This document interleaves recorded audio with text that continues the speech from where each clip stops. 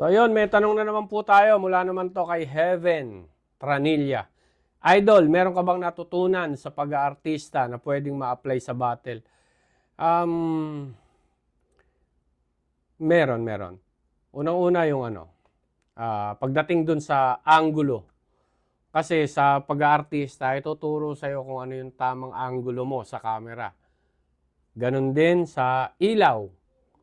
Alam mo kung saan ka dapat tumapat na natutunan ko sa pag-aartista na ma-apply ko sa battle.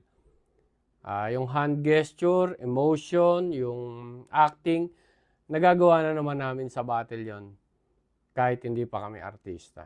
So, yun lang, ang natutunan ko, tamang angulo ng camera,